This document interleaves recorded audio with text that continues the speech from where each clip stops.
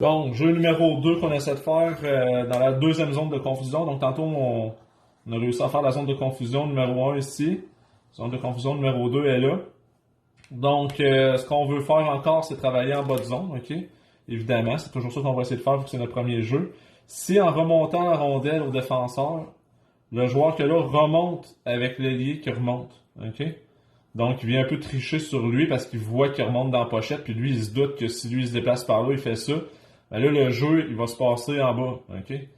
Donc, on retourne la rondelle en fond de territoire. Donc, le défenseur qui est ici, OK? Quand tu vas prendre le centre, tu radompes dans le fond, OK? En ligne droite. L'ailier qui était en bas récupère, et donc, lui devrait avoir le temps soit de prendre un lancer côté rapproché, mais en se rapprochant du net, ce que ça va absolument faire, normalement, c'est que le défenseur qui est ici devrait venir s'imposer pour bloquer l'accès au net.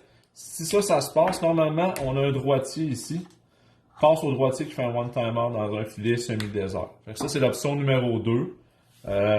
Évidemment, elle peut se faire aussi en bas de zone. Si dans la zone de confusion numéro 1, le défenseur il triche par ici, puis il y a une passe qui se fait au gars qui est sa baseline, tu vas avoir le temps de faire ça aussi. Mais advenant que le gars monte en haut, que tout le monde suit, défenseur ici gaucher, moi je m'attends qu'en prenant le centre, tu as toujours l'option de lancer. Là. Mais tu peux aussi lancer sur la bande pour que le joueur qui est en bas en besoin récupère, tire au net ou un passe à son autre allié opposé, qui devrait être droitier, on espère.